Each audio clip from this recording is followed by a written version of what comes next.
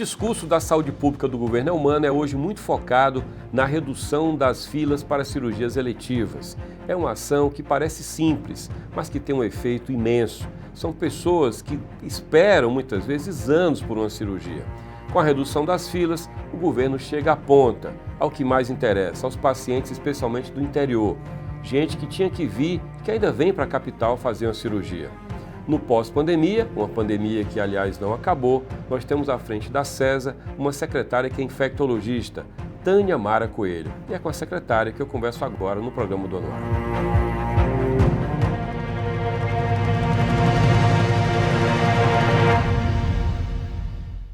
Sim, a pandemia não acabou. Aliás, o mundo assiste assustado o surgimento de novas variantes.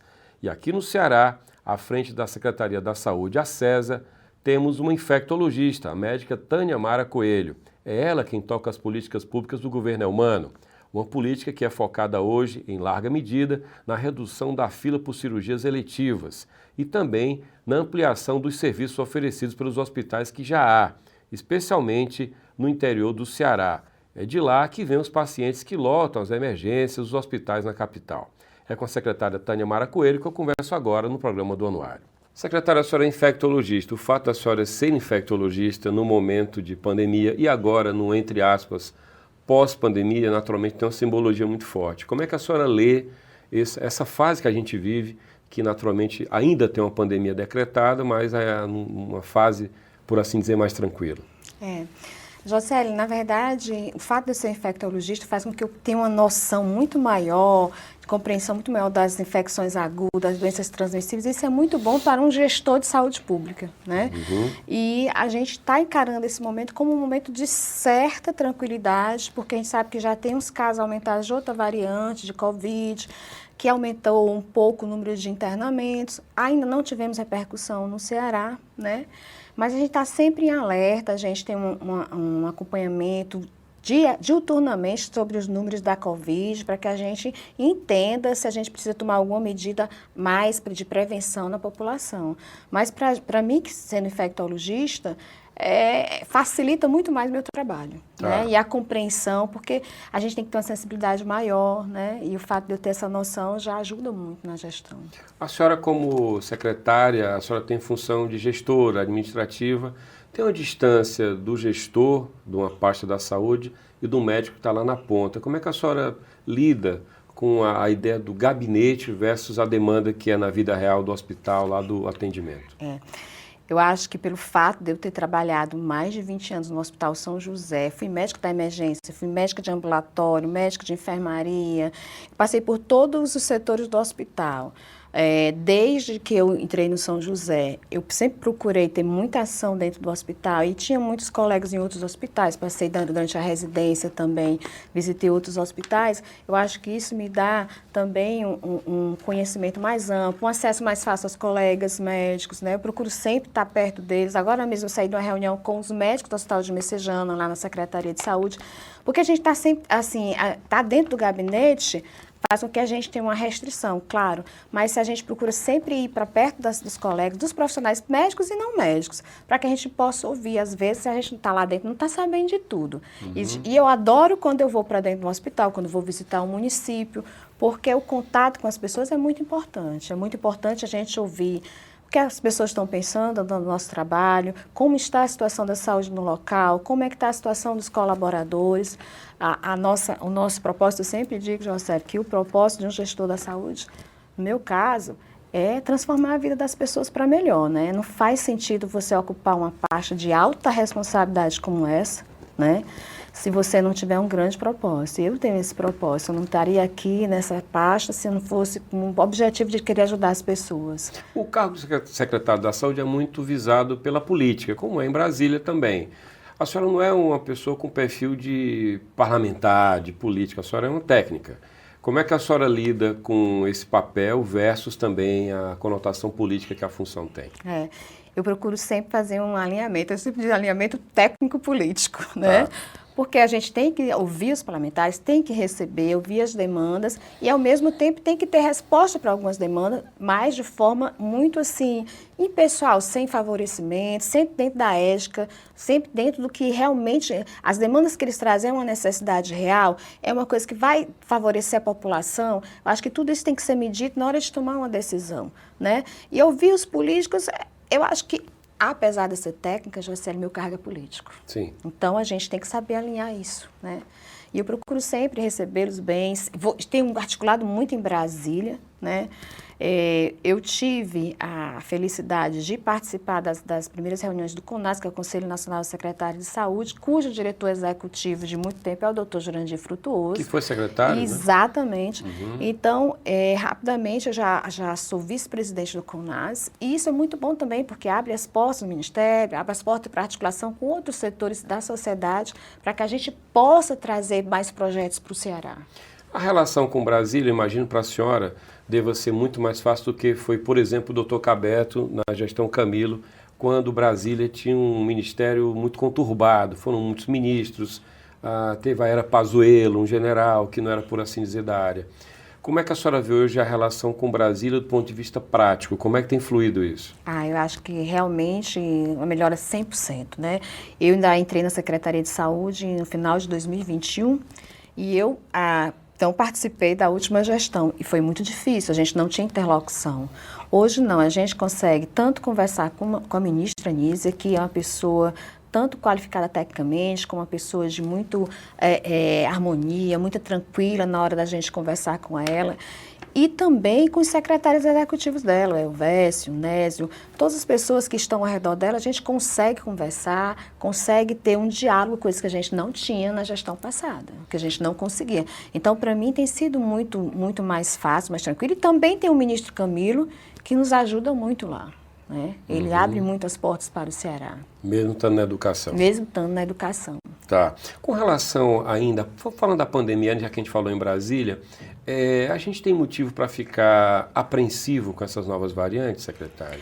Ou a gente pode relaxar indo para um show lotado mesmo?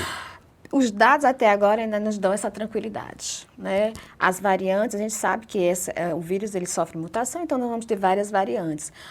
Mas até o momento não tem nada que nos desperte, não, a gente vai ter que tomar precauções maiores. Até agora, não. Tá. Né? Pode ser que apareça uma variante que cause maior repercussão, mas até agora não. E a vacina, ela está conferindo imunidade. E a gente sabe, por exemplo, da gripe, todo ano a gente tem que se vacinar porque muda as cepas e o que vai acontecer com a Covid também, a gente vai ter que fazer vacinação anual para que a gente tenha. Se a gente não conseguir cobrir plenamente a cepa, mas pelo menos a gente vai diminuir o risco de complicação de mortalidade, que eu acho que é o maior objetivo da vacina. Tá. Né? Ainda com relação também a isso, nós, ante aquele discurso oficial do presidente da República passado, falar em ceticismo quanto à pandemia, minimizar o problema, a gente viu emergir muita ignorância na forma de rejeição à própria vacina. Ainda que as pessoas tenham direito de serem céticas, de achar que a indústria farmacêutica não é confiável, a gente tem razões para poder ser pelo menos cético, mas não dá para dizer que não se vai tomar vacina. Pergunto à senhora como é que a CESA no Ceará lê a dificuldade de cumprir meta de vacinação, por exemplo. A gente lida com isso, que é algo que já estava superado. Né? O Brasil, ele, em relação ao mundo, ele cresceu muito, foi um dos países que mais cresceu a hesitação vacinal. Né? As pessoas, e eu acho que isso começou antes da própria pandemia, já vinha tendo um certo ceticismo das pessoas em relação a se vacinar, e isso piorou. O conceito é hesitação vacinal? Hesitação vacinal, você ter um certo medo de tomar a vacina, Tá. não confiar, achar que os efeitos colaterais são piores, tá? E essa hesitação vacinal, a gente compreende o quê? Que a gente tem que mudar a estratégia. A gente tem que chegar mais perto da população, a gente tem que criar formas de levar a vacina mais perto da população. E eu sempre digo, uma ida ao posto de saúde de um cidadão, de uma criança, é uma oportunidade de se vacinar. Então, tem que ser oferecido. A gente, mês passado, a gente abriu um posto de vacinação dentro do VaptVup do shopping.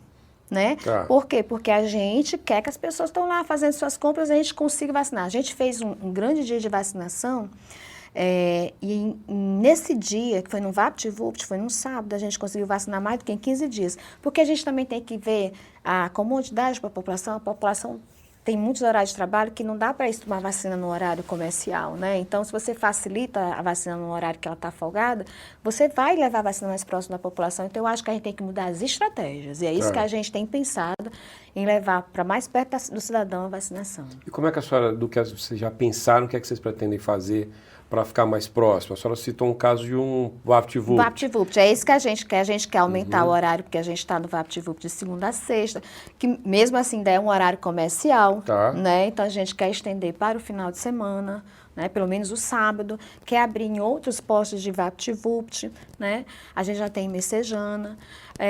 E eu acho que fazer campanha, a gente vai fazer uma grande campanha de mobilização agora, no começo de outubro. Eu acredito que até a ministra virá, tá?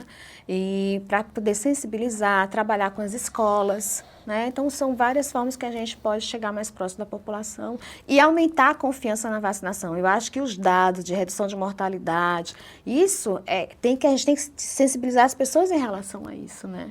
Como é que está a relação com a prefeitura, sabendo que tem rusgas em nível de governador e prefeito, mas uma área como a saúde, imagino que tenha que estar blindada dessas questões. Como é que tem fluído a relação com a prefeitura de Fortaleza? Assim, a gente vive um momento político, né, que não favorece as relações, mas na saúde, como você disse, a gente tem que pensar na população. A população em primeiro lugar. Então, a gente tem procurado sempre fazer projetos, por exemplo, da endometriose. Eu chamei o secretário de saúde, Galeno, nós vamos lançar o projeto da endometriose, a gente quer a participação de Fortaleza, né? Porque a gente tem uma central de regulação do Estado e a central de regulação de Fortaleza. E eu precisava dos dados da população que estava na fila de espera, e eles consentiu, vamos fazer sim, vamos apoiar. Então, eu acho que é isso que a gente tem que fazer, é se aliar no princípio maior, que é a saúde da população. Só tocou no ponto agora fila, aí me veio o conceito não de fila, mas de lista. O Brasil inteiro suscitou um debate em relação à doação de órgãos, por conta da rapidez com a qual o Faustão conseguiu um coração para transplante. Então, se instalou no Brasil rapidamente, todo mundo é especialista. Em 24 horas, todo mundo era especialista em transplante, questionando a lisura do que seria uma fila, mas o termo não é fila, seria uma lista. Tem uma série de fatores determinantes para que um coração seja ideal para um paciente ou não. Por isso, se explica por que alguém não é o primeiro a receber, né? E a condição de gravidade do paciente, né? A condição de, se ele tem condições naquele momento de receber, de fazer uma cirurgia, a condição de gravidade, o risco-benefício é melhor ele fazer o transplante logo, né? Então, tudo isso tem que ser considerado, a gravidade do paciente, a condição de submeter um procedimento, para que a gente possa determinar se esse tem prioridade na frente do outro. É assim na fila também de qualquer procedimento. Nossa fila de cirurgia tem os critérios de gravidade, que a gente chama Suarez. Então, a gente tem que avaliar pelo critério de gravidade quem é que passa na frente do outro. Então, não é só a cronologia de entrada, é a gravidade, a idade do paciente, o que você pode ofertar ao paciente como procedimento, entendeu? São vários critérios que a gente tem que levar em conta. A gente já conversou lá na Rádio Povo CBN, por exemplo, com o pessoal da Central de Transplantes. Como funciona? Tem tempo de deslocamento, né? Dependendo do órgão, tem um teto, 4 horas, se eu não me engano, varia. Como é que a gente está hoje estruturado no Ceará, secretária, para atender bem essas pessoas que estão na lista para o transplante? Eu acho que o Ceará ele é uma referência em transplante. Hoje o Hospital de Messejana é o segundo maior hospital transplantador do Brasil. Né? A gente já atingiu mais de 500 transplantes, se não me engano, foi em janeiro, fevereiro, já está em mais em 515, eu acredito, de coração. Né? A gente também transplanta muita córnea. Isso só nesse período agora que a senhora falou? Não, acho que dos últimos anos para cá, nós batemos o recorde de Messejana, dos 500 transplantes agora, esse ano. Né? Claro que diminuiu durante os períodos de pandemia, mas a Messejana hoje ele é o segundo maior hospital transplantador. E a estrutura que o Estado tem é uma estrutura que eu considero boa. A gente tem um avião à disposição se precisar se deslocar, a gente tem equipe de sobreaviso 24 horas. Né? Nós temos profissionais de excelência. Né? Os profissionais de Messejana, a gente fez um transplante duplo agora em Messejana. Né? Então, eu acho que a nossa estrutura para transplante ela é muito boa. A gente na pandemia viu a tragédia que foi perder tanta gente, mas viu na contramão disso a valorização do SUS. Se não do ponto de vista concreto, né, com recurso, mas a gente viu um reconhecimento público do papel do SUS. Transplante é uma pauta de SUS. O operador de plano de saúde não faz transplante, é muito caro, né? Como é que a senhora vê a percepção do SUS do ponto de vista da população, a senhora que é a secretária da Saúde do Ceará? Eu acho que a população, depois da pandemia e durante a pandemia, eles realmente aumentou a credibilidade no SUS. A gente tem estatística em relação a isso. Tem pesquisa mostrando que a população passou a ter maior credibilidade no SUS e querer ser também participar do SUS. Então, eu acho que a pandemia ela deu esse aval para o SUS. A gente precisa melhorar, né, Jocélia? Acho que a gente... uma vez me perguntaram o que poderia ser marcante na minha gestão. Acho que eu coloquei como acesso, sabe? Eu quero que todo cidadão tenha acesso, né? Tem acesso a uma consulta de oncologia, tem acesso a uma cirurgia de endometriose. O acesso é muito importante, né? Reduzir iniquidades também, né? Então, assim, eu acho que o SUS, no papel, ele também é muito bom, maravilhoso, mas a gente precisa melhorar, a gente precisa aumentar essa credibilidade, porque eu considero o nosso SUS o maior sistema de saúde do mundo. Secretária, a propósito disso também, a senhora falou em cirurgia eletiva, né, por exemplo. Como é que, eu acho que hoje dentro do discurso do governo do estado para a saúde, o grande trunfo é falar das cirurgias eletivas sendo realizadas. Queria que a senhora descrevesse como é que tem sido tocada essa política e quais são as metas dentro dessa ideia das cirurgias eletivas. Primeiro, assim, eu tenho que dizer, Jocélio, que eu tenho um agradecimento muito grande ao governador Elmano, né? Primeiro, por ter me confiado essa parte de alta responsabilidade. E segundo, por ter me apoiado em tudo que eu desejo fazer com a minha equipe, eu não faço só, ele tem apoiado, sabe, assim, incondicionalmente. E o mutirão de cirurgia eletiva foi uma coisa que ele me determinou, né? Ele disse, olha, eu quero que as cirurgias, elas andem, a gente precisa reduzir ao máximo, porque a gente não fala em zerar, a gente fala em reduzir, porque todo dia entra paciente, né? E quando você aumenta o acesso a serviço ambulatorial, aumenta também a demanda por cirurgias. E aí, quando o presidente Lula lançou o mutirão federal, o governador, paralelamente, lançou o mutirão estadual e ele cofinancia também o federal, porque o SUS está pagando 2 vezes a tabela SUS, né? E o governador faz um complemento para ficar no valor que ele está pagando na tabela estadual, né? E aí a gente fez toda uma regionalização, acho que o estado do Ceará, não sei se você sabe, mas a gente entregou sexta-feira nossos programas de regionalização, foi o último estado a entrar no projeto de regionalização e foi o primeiro estado a entregar todos os projetos das 5 macro-regiões, das 5 grandes regiões de saúde do estado. E a gente, dessa questão do mutirão, a gente trabalhou também regionalmente, a gente quis ao máximo que o paciente se operasse próximo da sua casa. Hoje, eu saí lá da minha sala, eu tenho um dashboard que a gente acompanha ele e atualiza a cada 20 minutos. E hoje a gente está com 37.282 cirurgias realizadas, eletivas, já superando os 35 mil eletivas do ano passado, tá?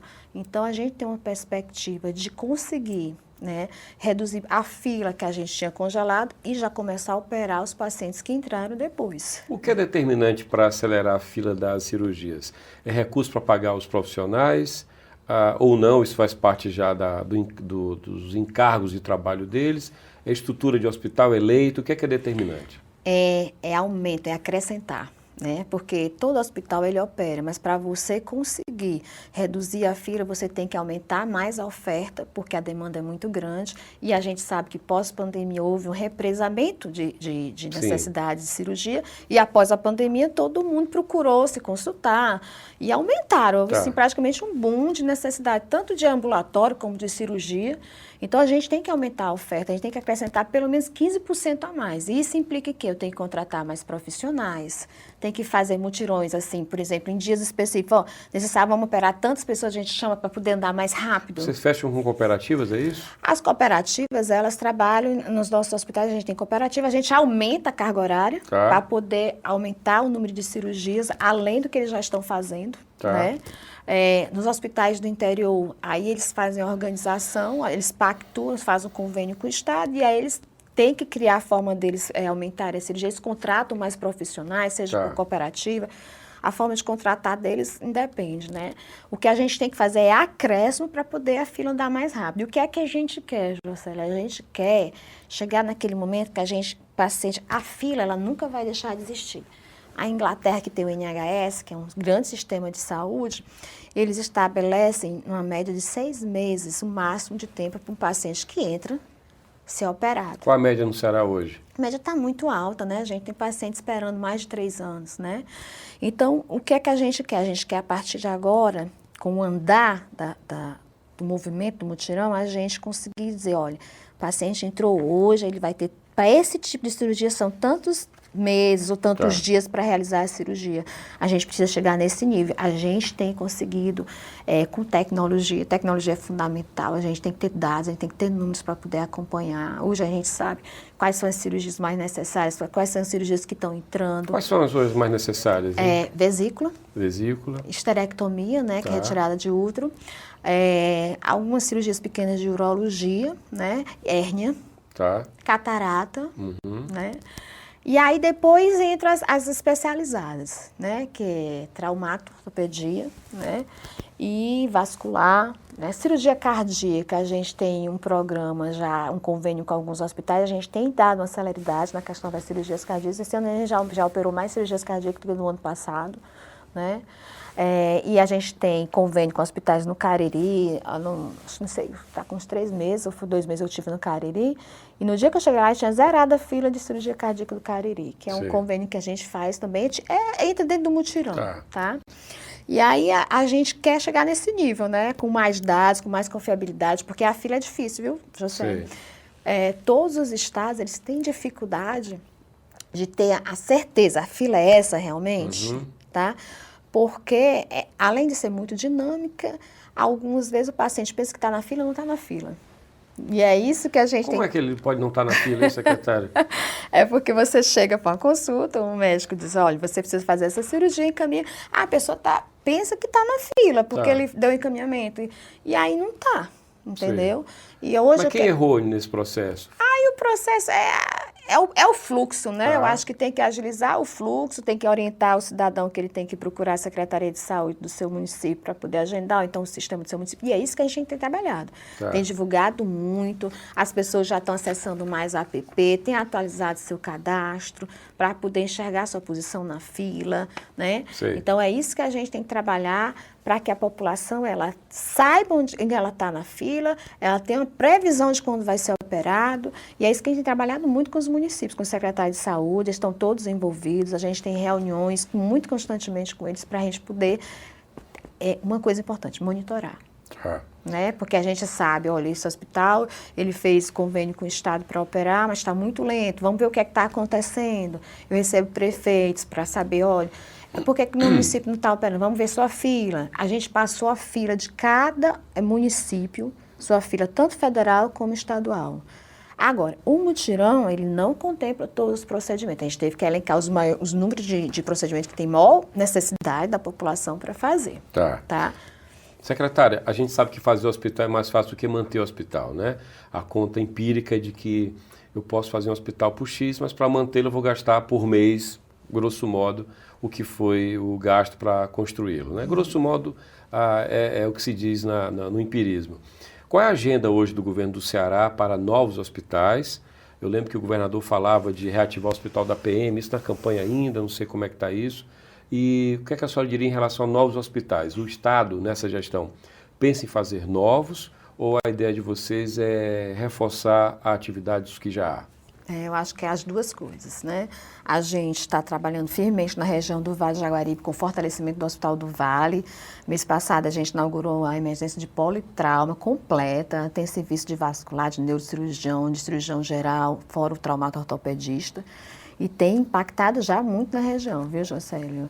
E a gente já tem atendido... Tem gente que viria para cá, imagina, né? Exatamente. Inclusive, pacientes de outras regiões também estão sendo destinados para lá. E a porta é aberta, 24 horas. Pode ser estado vizinho também. Ninguém vai negar acesso. Claro. Acesso à saúde, ninguém pode negar, né?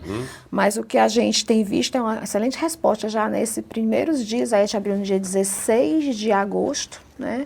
E o hospital já está a pleno vapor. E aí a gente pretende, agora em setembro, abrir um colo-dia lá no Vale do Jaguaribe, né? E a compromisso do governador é humano, que ele quer que a gente abra serviço de oncologia em todas as regiões, né? Para que o paciente... a regionalização, o fortalecimento da regionalização e que o paciente seja atendido e tenha a sua necessidade de saúde resolvida mais próximo da sua casa. É isso que a gente precisa. A senhora falou agora, fizemos o serviço de politraumatismo, não é isso? Lá no Jaguaribe. eu também não preciso ter um dado científico para imaginar que boa parte da demanda vem de acidentes de motociclistas, que não usam capacete, enfim, porque o município dele não fiscalizou, não quis ser antipático e multá-lo porque ele estava sem capacete. O que é que passa pela cabeça da CESA hoje, do ponto de vista do diálogo com a PM, com o Detran, para que o Estado reprima o mau motociclista, o mau motorista, para que não gere essa conta, porque é muito caro fazer a cirurgia, manter o leito em operação e sem contar a previdência também, né? Isso aí, a sequela, né? O acidente ele leva as pessoas jovens que são ativas a deixarem de ser ativas. Isso leva ao aumento da previdência. Sim. Então, a primeira coisa que a gente está trabalhando é a educação, né? Nossa superintendência, por exemplo, lá naquela região do Vale, a gente já está trabalhando para fortalecer a própria educação nas escolas mesmo em relação ao uso de capacete. Mas o governo está pensando num projeto maior, que vai envolver tanto Detran como polícia, para a gente ter um incentivo maior para que as pessoas entendam que o capacete é uma proteção, né?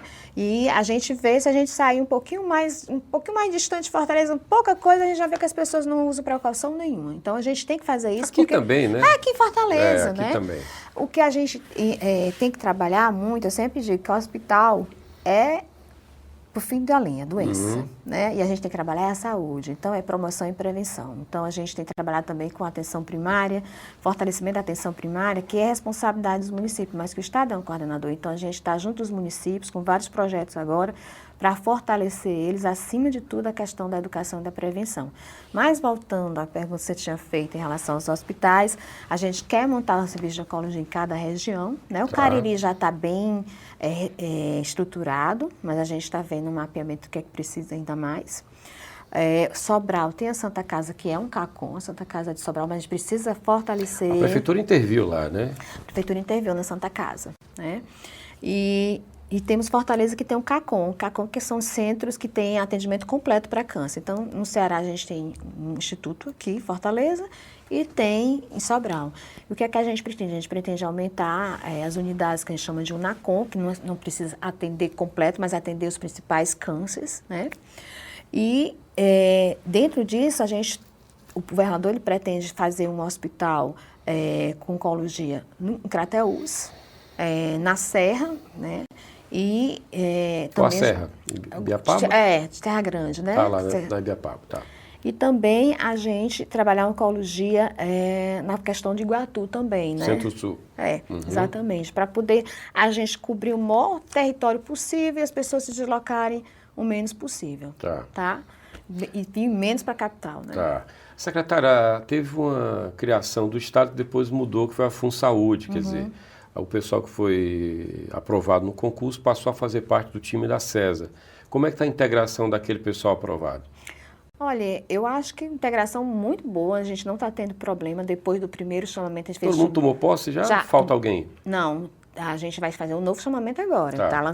Serão 2.000 pessoas chamadas esse ano, né? Finalizando essa primeira fase.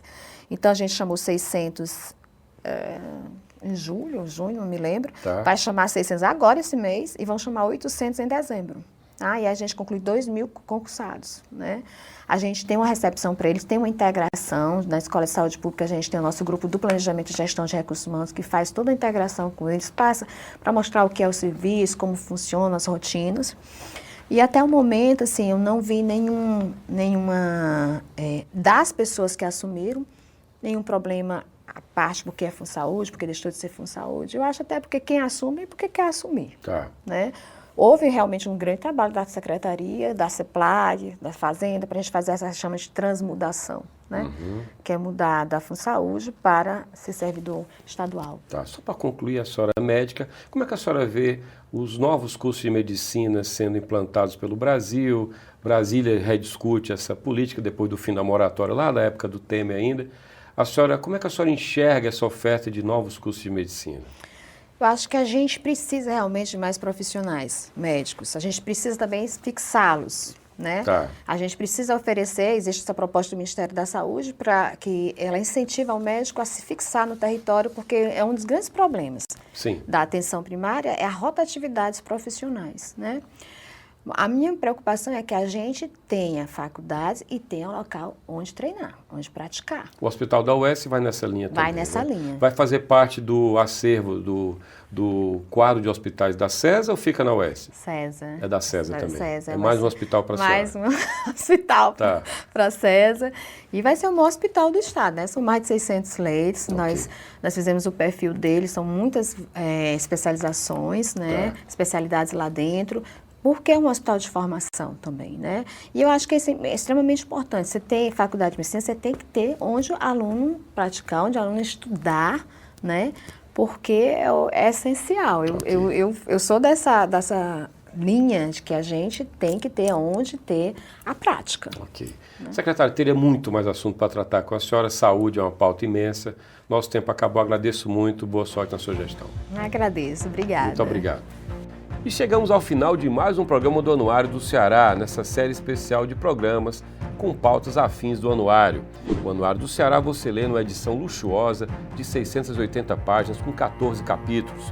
Você pode acessar o Anuário, entrar no Anuário pela internet no anuariodoceará.com.br. Você pode seguir o Anuário no Instagram, Anuário do Ceará, ou no Twitter, ou no X, como queira, Anuário do CE ou Anuário Doce. Esse programa você pode rever no YouTube da Fundação Demócrito Rocha ou ainda ouvir no formato podcast na sua plataforma preferida. Tchau!